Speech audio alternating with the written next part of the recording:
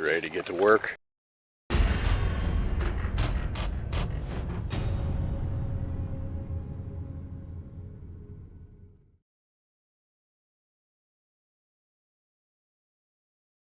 Hey everybody, and welcome back to Dad Bear DIY and another video in our series on restoring the 1999 Jeep Cherokee interior. We are kind of shaking things up as far as the order in which we're doing things, and the reason we're doing that is because I have had some issues with the insulation sticking to the ceiling of the XJ, and I'm not sure if it's because of the heat cycles we've been experiencing that's making it harder for that adhesive to set, but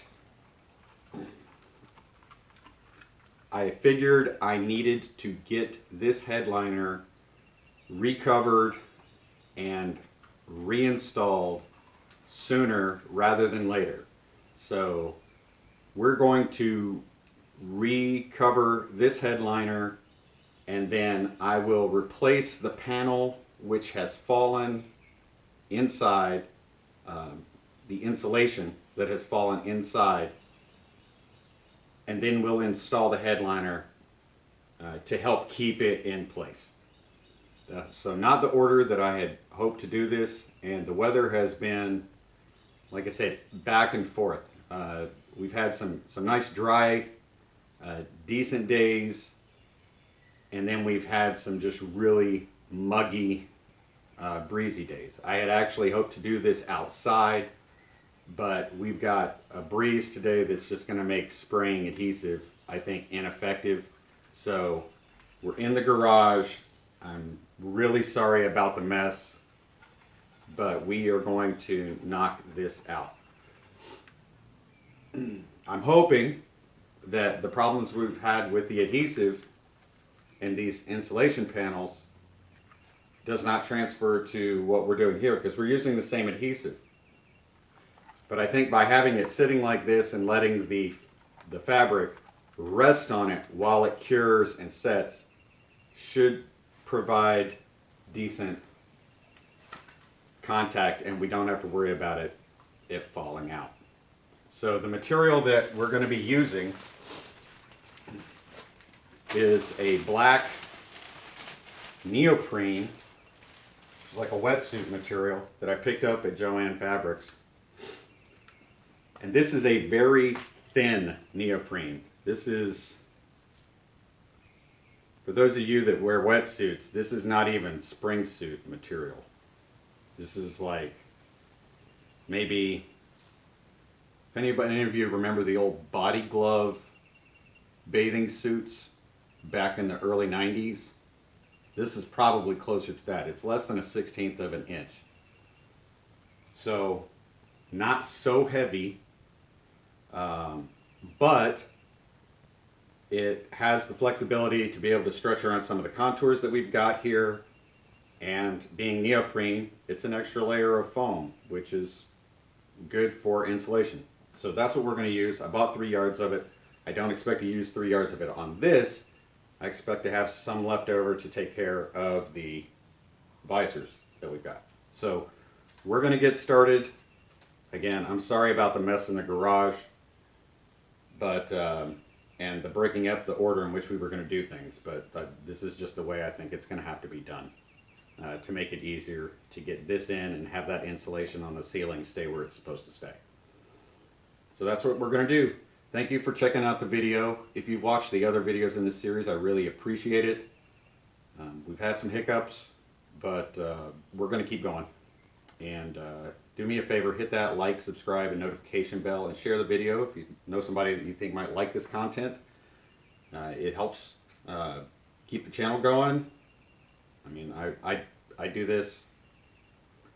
I'd probably do it either way, but I like being able to tell that people are actually getting something out of the content. So thanks again for stopping by. We're going to go ahead and get started on this, and I'll probably mute and throw some music in the background, and we'll go from there. All right, let's get started.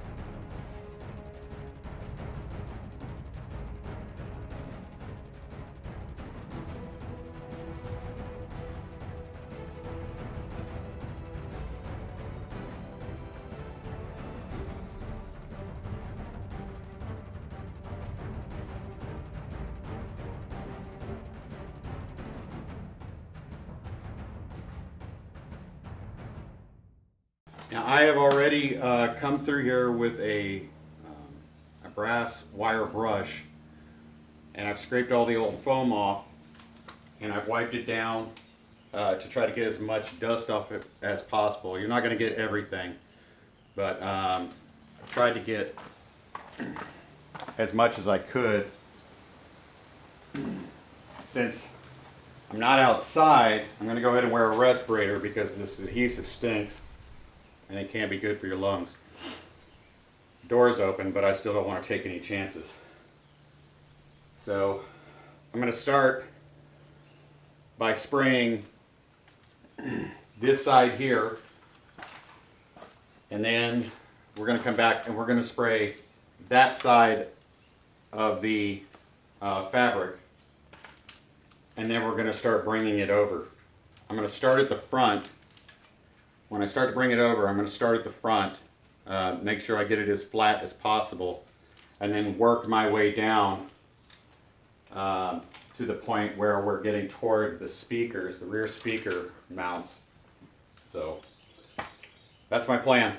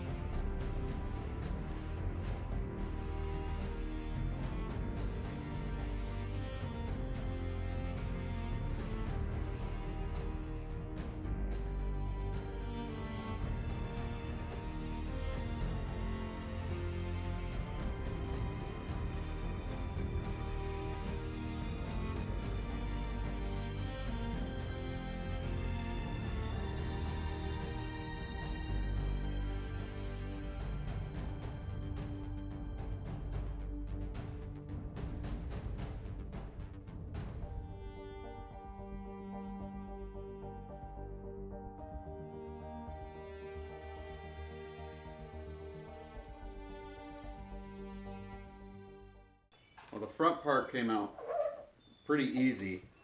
The back, of course, was going to be the most difficult, and it was. And it's not perfect. And I had a soft spot in the headliner right here. A few relief cuts here where the rear seat belts attach. But no, it turned out pretty good. The material was pretty easy to work with. I'm not very pleased with that adhesive. I'm just not. I'm being honest about it. I'm not pleased with it really at all. I'm hoping, I think I have enough left to do the sun visors, which using that adhesive on the sun visors won't be that big of a deal because of the way they actually work. It's not as important. I'm gonna let this set and do its thing. Once it's done that, I'll come in and cut the relief holes for the speaker holes, and we'll start trimming out the overhead light, the backlight here. Before I do the corners though,